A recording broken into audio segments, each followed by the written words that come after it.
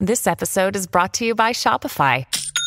Forget the frustration of picking commerce platforms when you switch your business to Shopify, the global commerce platform that supercharges your selling wherever you sell. With Shopify, you'll harness the same intuitive features, trusted apps, and powerful analytics used by the world's leading brands. Sign up today for your $1 per month trial period at shopify.com/tech, all lowercase. That's shopify.com/tech.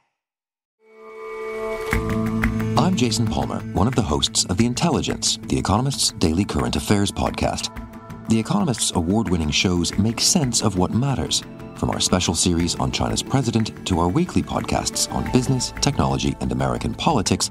Our journalists provide fair, in-depth reporting on the events shaping the world. To get the annual plan for less than $2.50 per month, search for Economist Podcasts Plus to start listening today. It is rapidly changing everything. It's an arms race right now. You can now actually do text to video. Your results may vary, but it's getting there. Like I see for YouTubers in the next year and a half, being able just to type what they want for B-roll and it be created.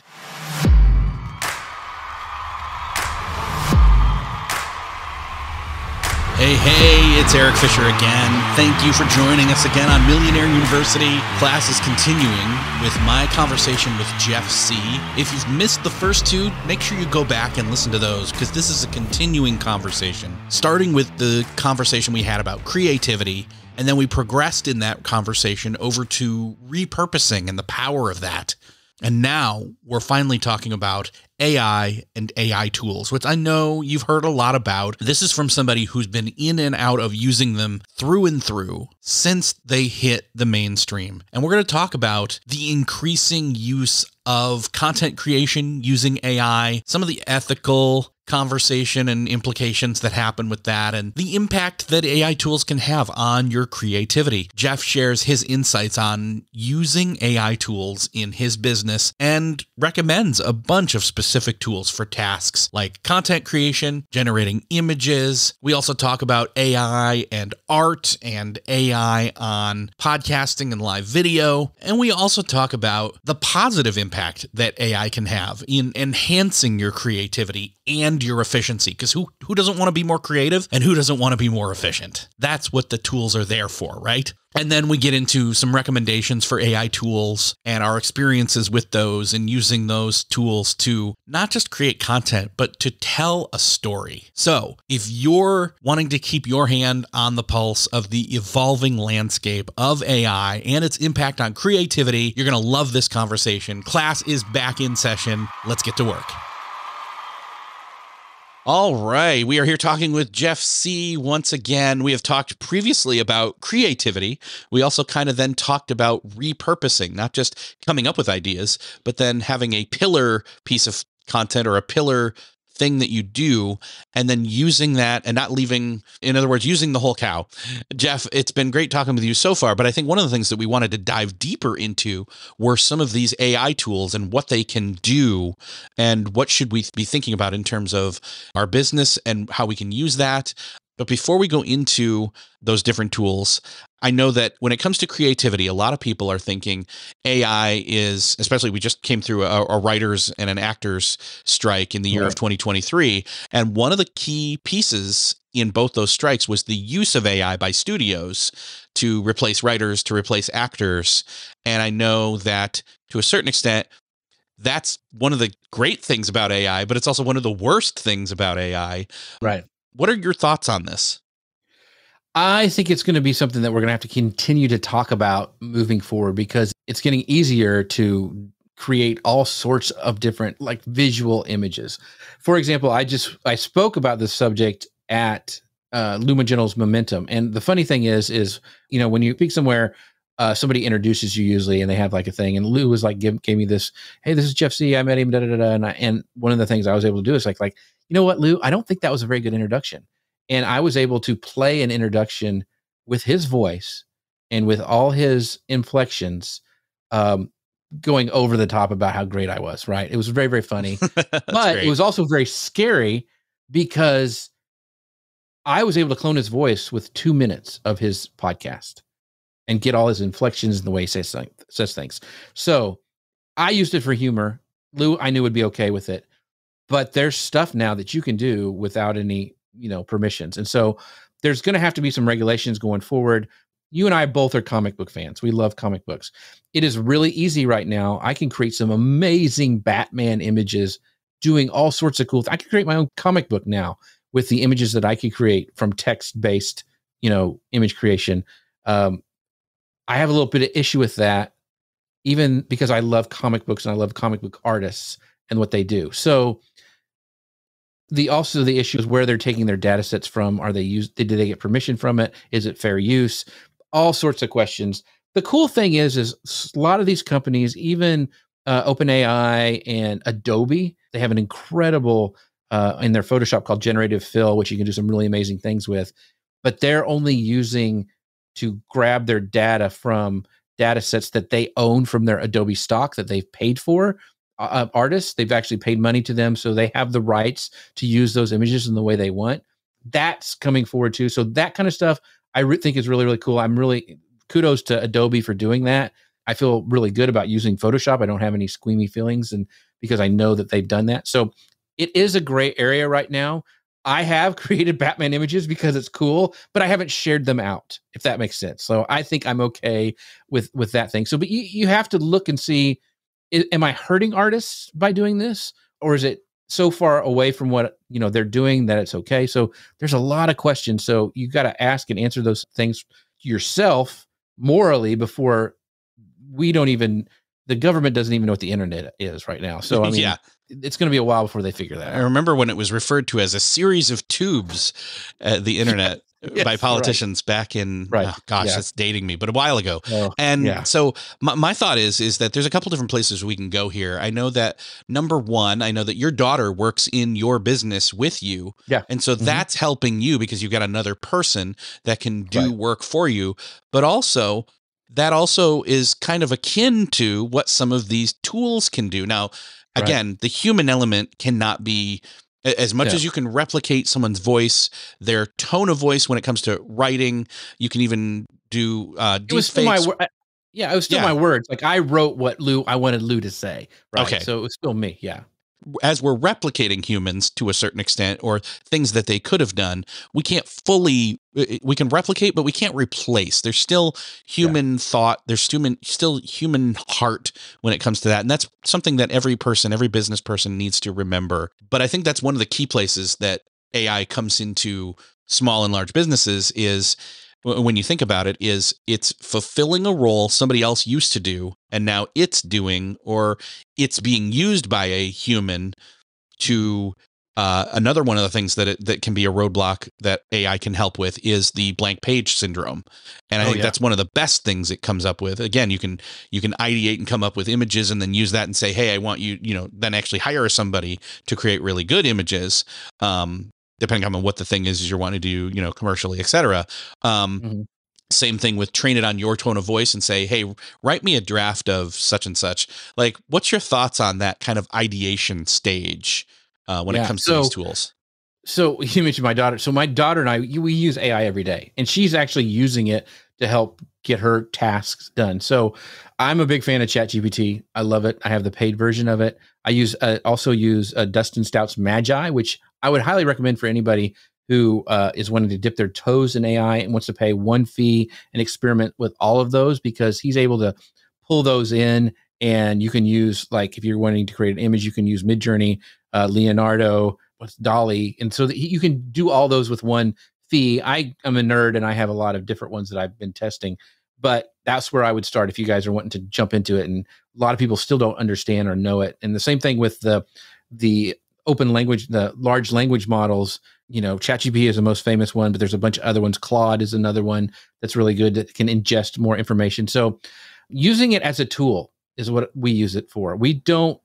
It's not taking away anybody's job, but it's let me do stuff that I don't want to do. Like, I used to dread Thursdays before my show went out on Friday. I have to write, the social post. I've got to write the emails that go out. I've got to write all these different descriptions. I've got all these things, and I don't have to worry about it anymore. It just does it so fast. I've trained it to use my voice. I've trained it to use the way I want it to be used, and it is a tool. that I use now for that kind of stuff. And it has freed me up to be more creative. I'm able to do some shorts things that I haven't been able to do before because I just haven't had time. And this has really allowed me to be more creative. So I think we look at it as a tool. I know a lot of people are like, it's going to take, it's going to take my job and all this kind of thing. And there are some jobs I think that it will take away. Like, why do I need to pay somebody to do this if they can do this kind of copywriting super easily?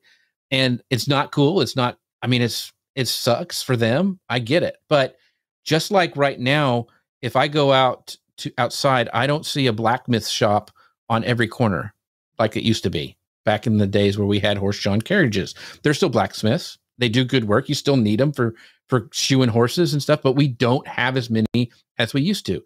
I think it's the same way with some of the industry that's going to move forward. It's just going to have to change. It's just going to, like, it's going to stink for some people. Other people are going to use it as a tool. And that's the way I'm using it. It allows me to create images and video and all sorts of things that I wasn't able to create before to tell stories. We mentioned this before, like when I talked last year at Momentum about this stuff where I did the lose voice thing, talked about AI, is always before when I created a presentation, because I like to use a lot of visuals because I'm a visual person and that's how I work. I'd always have to try to find stock photos and pigeonhole them into my presentation. Like, you're like, this, hopefully they'll get the idea behind this. For this is the first time I've ever had a presentation. It was all original images and it was exactly the way I wanted it to look. It was so freeing. I got so many compliments. I'm like, that slide deck was amazing. I've never had as many compliments as that. And it's because I could tailor it to exactly what I wanted it to do. And it was so much fun. It allowed me to get my point across easier.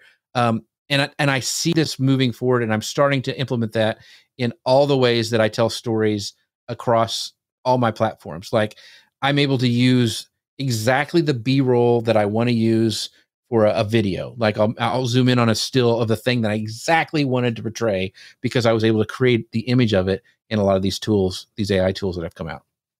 I love the idea of using your own created images and tailoring them exactly to how you want it to be in your presentation. I remember somebody sharing with me that sparked this idea. Somebody shared with me that they had an outline for a presentation, but they hadn't made the slides yet, and they did something where they uploaded that outline. Yeah, Canva does that, and it spit it out as a presentation. Now, it wasn't like, I mean, you still got to go through and polish it, make it your own. But again, it's get past that blank page. For some people, the blank page is, oh, I haven't made the outline yet. For others, it's, I know what I want to say and it's outlined, but man, the tedium of the slide creation is their blank page. So that's it's extremely helpful. Well, even if to get started, like, a lot of times as creatives, we'll see something in our mind or we'll have an idea and we can't articulate it well. Well, that's one of the great things about ChatGPT is you can throw that idea in there and say, hey, I want to create a set of questions around this. Help me do that. And then it starts building. It's like you have this personal assistant bouncing things back and forth to you. And you can even ask it like, hey, if I'm not clear, ask me follow-up questions. And then you can type in those questions like, yeah, I meant this, and I'm trying to portray this. And if you give it the prompt, like, if I'm not clear on what you're wanting that I want you to do, ask me a question, and it will ask you questions. And then you can really zone in on what you're trying to do. I've used that for presentations before. One of the cool things, Erik, that I've done on a podcast before is I had two different people that they were coming on my show. And I made the mistake of going, hey, Jim, what do you want to talk about? Hey, Chris, what do you want to talk about? And they were two separate things. I'm like, well, crap. How am I going to integrate this on my show? And I said, hey, ChatGPT, I have Chris that wants to talk about this. I want Jim that wants to talk about this. How can I make a show out of that? What are some questions I can ask? And it went and put them all together and made a perfect show, which integrated both those ideas. That to me was like mind blowing. I loved that, being able to do that kind of stuff. Now, one of the tools we mentioned, some AI tools when we were talking about repurposing. That in that conversation, you mentioned Descript. When I want to talk about Descript and its AI stuff for a second in a minute, but one of the things that I love that I mentioned was Cast Magic, and I don't think I talked about how deep that goes. It pulls in a transcription, whether you throw in, you can connect an RSS feed too, by the way. You can connect RSS feeds from different things, and then and you don't automatically transcribe them. It just shows up there already, and you can click this one, and it'll pull it in automatically. So, and what it does is it either takes that audio file, that video file. It starts by, you can identify the speakers, and then it transcribes it, and then this is where the magic happens, because it's Cast Magic. You basically what it does is it goes through and it analyzes, okay, well, here's what's being spoken at this moment and this moment and this moment. Like, here are the key timestamps and things that are stated there. Here are potential titles for this. Here's a potential, summary newsletter talking about whatever this was. Here's and the great thing is that it's not just those stock ones that you can set up to have every single time you drop something in, it'll run all those standard ones. You can also go to the Cast Magic community or see community prompts that people are asking other different things to do. Right. Beyond that, you can even do something which I think they call pages, where if you have multiple pieces of content, audio or video, you can collect them together in one piece and then ask questions from those collected pieces. So, like, for example, if Jeff and I had a conversation about creativity and repurposing and AI tools, I could pull all those together and then ask it questions about all three at the same time, not just a single, one thing. So that's what I love what Cast Magic does. That's I was kind of blown away when somebody showed it to me 6, 7, 8 months ago or now. So I think I got it because you told me about it, and I use Descript for a lot of some of the same things, but a lot of times for other clients and things, I'll drop it into Cast Magic and see what it spits out to see if I like it better. It even has I think it has a threads, one that it'll actually make a description for threads, which is really handy. Being able to go to those different platforms, I really, really like. So you wanted to get some more things with Descript. Descript has some amazing things that have come out. They have AI built into it where you can actually ask questions during editing. Like, you can say, hey, take out my word gaps from, if you have a podcast, it'll do that. One of the coolest new things that they have is find clips, where it'll actually find good clips from your show, which is just amazing. But the thing that has changed the most for me is they have a thing called Regenerate. They've had Overdub, which is their AI voice, where I can train my voice, where I can actually go back in and just type something, and it will say it in my voice, which is really, really cool. One time I shot an Amazon video, and it was for an ice pack, and I said it was an ice pack instead of a gel pack. And I'm like, I don't want to reshoot that again. So I was able to just go back with my voice and say gel pack in front of that, and you couldn't even tell. It was amazing. And it saved me not having to shoot another video. So that's cool. Overdub is kind of what made them famous when it was first came out. Well, this new Regenerate feature, for Overdub, you have to have your voice. You can't use other people's voices. I couldn't have Erik come on or whatever.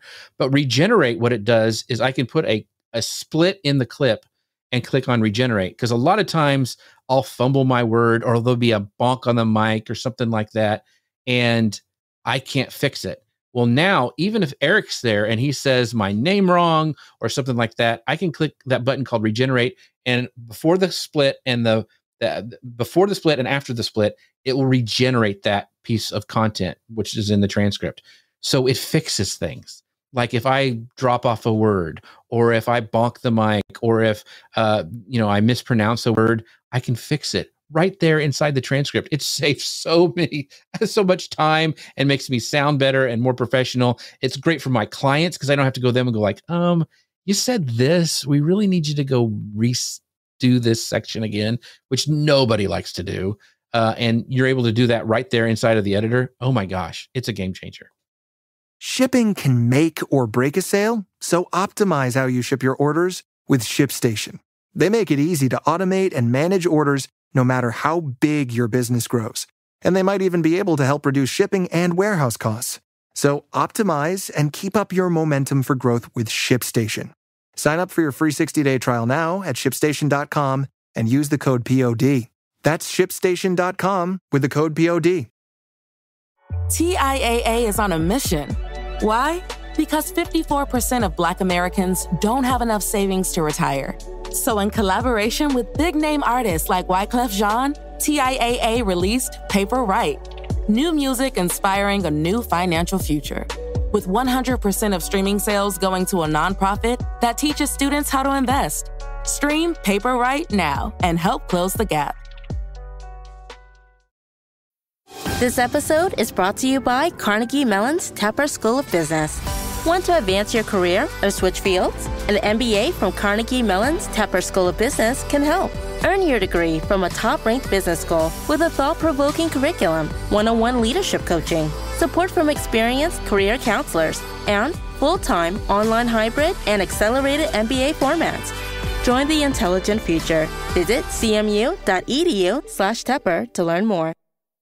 Yeah, some of these things, once you see what it can do, it kind of blows your mind. Do you have any other examples of that where it's like you taught something or you tried something with an AI tool and suddenly you were like, I can't believe it can do this? The newest thing, because, Descript is a text-based editor. So like if you're editing a Word document, it will change your video or your audio or whatever. They have a thing called, I think it's called non-spoken words, where it's like if there's a gap between, like if Erik is thinking and there's this space, it'll visualize it now in the timeline, and I can highlight that and hit delete and shorten it right in the transcript, which as an editor makes things go really, really fast. So I really like that. The regenerate is the biggest thing, and the AI tools where you can find good clips are the newest features that are coming out. But so I have a course about this, and the problem is they change things so much. It has been so hard to get this thing done because they keep changing things and adding all these really cool features. So that is the one thing for their AI tools that I think is really, really cool. On the visual side of things, like we were talking about podcasts, all of our podcast artwork for the last, I think, year, maybe year and a half, are all AI images. They're all custom AI images.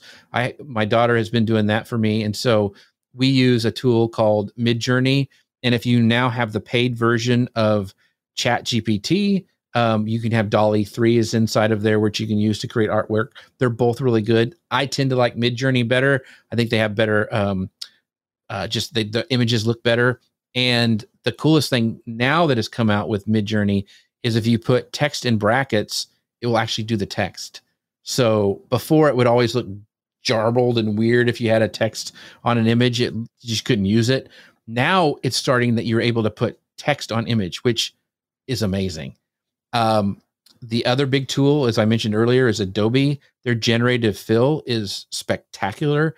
You can do things now like a lot of times with AI, if you had an image on Midjourney, their hands would be all garbled, or there'd be like, 9 digits or something really, really strange. You can bring that into Adobe Photoshop and just highlight that area, and it kind of does this in-painting thing, and you can have all these different versions of the hand, and you can tell it what to do. Like I want it pointing towards the sky, and it will make that. And you can actually fix things inside of there. And you could, like, if I had a picture with Erik and I, like at Hollywood Studios in Florida, and I said, I don't want Erik in there, I could just highlight Erik and take him out. I mean, there's all sorts of cool things you can do now. It is really rapidly changing everything. It's an arms race right now with visual AI tools. Another cool thing is you can now actually do text to video. You can actually type in video. It's not a long video, and it's your results may vary, but it's getting there. Like I can really see for YouTubers in the next year and a half being able just to type what they want for B-roll and it be created. I think we're getting there really, really fast. Interesting. Obviously, again, we're talking about not replacing humans, right, but augmenting. We're going to be cyborgs, in other words, when it comes to these tools. Well, you think about what the last Indiana Jones movie, what they were able to do with, I don't know if you've seen it. I mean, a lot of people didn't like it. Yeah, the Dial of Destiny. And I think you're referring to the beginning segment of the movie where it's Harrison Ford playing the part, but they have de-aged him using AI technology. And they actually went back and took footage from when he was younger doing Star Wars stuff and old outtakes of Indiana Jones and able to map it with the lighting to his face. It looked spectacular. It looked back, I mean, it's not, there's been de-aging before, but this is the best use of it. So I get why the actors are wanting, like, this is my face. I want to have rights to it. I get that. Like, I can see it because it was very, very convincing. So that stuff is happening quickly. And there's tools now, even as lowly just internet content creators that we have access to, that are really, really getting good. And that you can, you mentioned the human element's not going to go away. Like, there were artists who worked countless hours on making that footage look correct in that Indiana Jones movie. I mean, there was a lot of work that it wasn't just click a button and it happened. There was artistry, rotoscoping, all the stuff that had to happen in there. But for us as creatives and content creators and business people, it's allowing us to do our jobs easier and more creative. I just think that's what's happening. It's, we're getting a new palette to paint with, is what it feels like to me. We've gotten more colors in our arsenal. Back in the day, I remember when I designed in high school, I was doing a class and I was having to draw one little bit on the screen to make, a really interesting block house on the old Apple IIe computer. Now what we can do with Photoshop and digital painting and all the cool stuff, it's just another tool set that we have to, as artists, to create, and as businesses, to speed up our process so we can be with our customers, or we can actually create better products for our customers, that we don't have to rely on stuff. Like, we still most people don't wash their clothes by hand and hang them up in, outside to dry. Some people still do, but most people don't. I still think that's with business. Like, the businesses who are going to succeed and continue to innovate are going to adopt AI to make their processes faster, help with customer service better, all those things. There's still human elements going to have to happen. They got to oversee it. It's not going to be Skynet, but there are going to be some changes, and there's going to have to be some rules set forth. Like, there's got to be, as a digital artist, a way to watermark your image that they can't steal it. Like, it can't be used to generate stuff later. All that kind of stuff has to happen. There's got to be some sort of, I think, copyright or, act that happens that will protect artists from their works being used, in ways that shouldn't be happening. Yeah. Two other instances that I can think of, one that involves AI and one that doesn't, but kind of points to this. Let's go to that one first. I don't know if you've probably seen this, where Disney animators had reused animation, but just for an entirely different movie. And it kind of feels like that, right? Where you've got Jungle Book, and I'm trying to think of what the other one was. Yeah, I remember they used the same kind of motion. You see it playing kind of side by side, where you've already got it done once, and then you reuse it, and it's literally decades in between, right? But you've got, I don't know, I think it was Robin Hood. There's as examples where it was Jungle Book and Robin Hood and other different, Cinderella and Snow White and different things. And it's like, we've already done the work of mapping it out. Now we just kind of reskin it, so to speak. But there was still somebody redoing that animation. It's just that it got them there faster. A good example is, remember the He-Man cartoons and all that? Because they would use that same pose where he would run. Yes. And they would constantly and Hanna-Barbera did the same thing with a lot of their stuff. They would reuse the different parts to tell different stories. And I know I may have a very naive view about this, but I like it because I can tell stories better. I can do my job better. I have free time better to be more creative and do more projects. And I see businesses doing that. The only reason I don't think it's happened as much because people still don't understand it. Like, they still don't know how to use it and the power of it. As that trickles down throughout business and society, I just think, like, AI is one of the biggest things that's growing right now. It's just, it is really an arms race. It's going crazy. Well, that gives another example. Spoiler alert for the latest summer of 2023 Mission Impossible movie. I haven't seen it yet, so don't spoil it. Are you kidding? You haven't seen it? I haven't seen it. Okay, then never mind. I'm not going to say it, but AI plays into the plot. So I'm now excited about it. Yeah. So you'd be interested in it now. And hopefully others are too. And actually, that's not a real spoiler. You kind of find that out in the first few minutes, and it's kind of cool. And you're like, oh, where are they going with this? So, and it's only part 1 of 2. There's a second one coming. I know at some point. That's why I hadn't watched it. I hate having to wait. But another example was the Beatles. They had 3 songs that were demos of John Lennon's, and back in 1995, the 3 remaining had gone over and they'd used those demos and then added their own flourishes and came up with Free as a Bird and Real Love. Well, there was another one that they couldn't separate the piano from the track of John Lennon's singing in this demo, because I've watched the short video documentary on this, and they just couldn't do it. The tools weren't there to separate it out with any fidelity to it, any quality to it. And what happens is fast forward to now, and why am I blanking on what it's called? The song. Anyway, it doesn't really matter. It's the last official Beatles album or Beatles song. Right. And now George is gone, obviously, but Ringo, although George, they had done some work on it. So there was some of George's work for it that was there. And then Paul and Ringo come in and take George's stuff. And then the now clean, more beefy, better sounding vocal track from John Lennon removed that piano that was kind of garbledy. And then they can create this last Beatles track that all 4 of them play on. And whether you're a huge Beatles fan like me and think, you know what, I liked it and I liked the video. Yeah, it's not amazing. It's good enough. It kind of caps things. I'm great. I'm good with it. Others who are like, this is a travesty, whether it's for the use of AI first and foremost, or just the kind of commercial, like, okay, going back to the well again kind of a thing to it.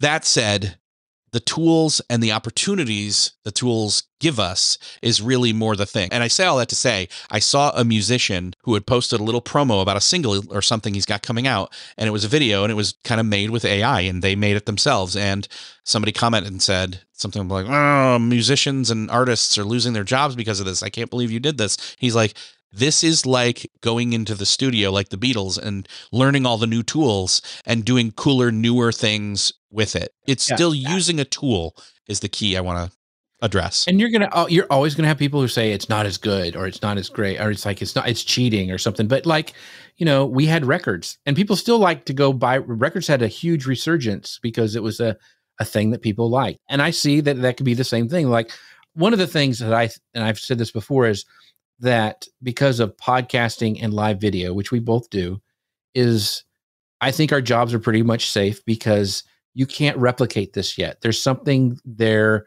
where I know somebody in my audience and I can make a comment about it. There's something intimate about me being in somebody's ear on a podcast, about you talking to a guest on your show and having, the kind of this bounce back and forth and the imperfections that it is on a podcast or a live show. Those can't be replicated right now by AI. So I think those kind of things are actually going to be elevated because people want to have those experiences. Like, I really think it's going to be hard to trust the written word that we see on our socials. And having these kind of things, I think are great. For me, images tell a story anyway, and it doesn't have the same thing as a written word. So that's why I like using things because I can create exactly the podcast artwork that I see in my mind. I can create exactly, my presentation that I want to with the visuals that I want. So to me, it's kind of a different thing. I don't want to take away from artists. I want to be able to use the skill set that I never could have before to paint something that I could actually make it now is really, really cool to me. It's like I've gone from Play-Doh to now I can actually make stuff as sculpture. So that's really cool. The thing that people struggle with is I don't know how to get what I think onto the page. And I wanted to, before we kind of wrap up our last kind of things, I want to give a tool that I really found helpful for creating images like in Midjourney or Dolly. There's a lot of people selling prompts now and all kind of stuff, but one of the go-to ones that I use is called freeflow.ai. That's FREEFLO.ai. And it actually gives you prompts for different styles and artwork and all sorts of cool things that for free that they have created that you can see. Like you can look at different eras, if you want a kind of a stock photo style, or you want a cinematography kind of style, or everyday selfie, pixel game art, all sorts of things that are there, but it will train you how to use prompts for image creation as of now. Now, this can probably all change, but for now, I really like freeflow.ai to get people started on how to prompt for creating visuals. That's cool because, again, that gets you past the blank page portion of the prompt creation side of things, which, again, is another. It's all about that black page. It's all about getting beyond like your stuckness with your thought processes and your patterns. We all, as people, as business owners, we have this idea, and yet we don't know how to get past that first hurdle of translating it and communicating it, whether it's to ourselves or to others, to then act on it. Right. And this kind of gets you started because I don't know all the different camera lenses and the f-stops and all this stuff. And this can kind of help you get a cheat sheet to those to create those great images that you may have in your mind, but you've never been able to actually make before. So it's a great place to start. Yeah. I can't help but think of the word artisanal that people have thrown around, and bespoke. And again, part of the beauty of, you mentioned LP records, and that there's been a vinyl resurgence with all the electronic music and everything. And even, moving to 8-track, to tapes, to CDs, where they all had their moments and their benefits, but that this vinyl had this warmness and this human soulness, or whatever you want to call it. It's real. And even for that matter, live music, people do it performing in person, and the experience of things. So I don't think any of that's going away. And in fact, I think it draws more of a contrast between the two, to where we hold those moments and experiences as unique. And, as people, that's what we want to create for others. Yeah. And they griped about when vinyl came out, the old vinyl stenographs or whatever they cranked up, that they thought it would take away from concerts and stuff. They thought it would kill live performances because you could buy those records and have them anytime you wanted. And so that hasn't come true as well. So I don't think art's going to go anywhere. I don't think creators are going to go anywhere. I think it's just another, like I mentioned before, another palette of colors that they're going to be able to use to tell their stories and create their art. Yeah. Well, it's an ongoing discussion and just wave of technology and innovation as we continue to touch on this and keep going. You're one of the people that's constantly using these tools and discovering and sharing about it. I'd love to direct people to where they can connect with you and find out more about you and all that you're doing in your business. Yeah. So if you guys want to know more about Descript, which we talked about a lot, and has a lot of these tools that Erik and I are using for like live video and podcasting, you can find out about my course at jeffsieh.com/Descript 101. That's JEFFSIEH/Descript 101. That's Jeff Sieh, and C is spelled S as in Sam, IEH, just like my mom taught me to say it. I would love to connect with you wherever you guys are. I'm Jeff Sieh across all the socials. Awesome. Jeff, thank you so much for sharing. Every time you've shared, it's built upon the last time, and it's extremely helpful. So thank you so much for sharing. Thanks for having me. As we wrap up this episode, remember that the rapid advancements in AI tools are not replacing human creativity and heart, but rather they're enhancing our potential for innovation and efficiency, and we can embrace those opportunities that AI presents us for freeing up our time, unlocking new forms of expression, and enhancing your creative process. I would definitely take Jeff's advice to heart and explore the AI tools that'll elevate your storytelling, your visual content, and just remember that your unique voice and vision is always at the heart of what you're creating. So let's embrace the future of creativity and these new tools with caution, yes, but enthusiasm for sure. And let this conversation inspire you to explore, create, and build your business and innovate in ways that you never thought possible.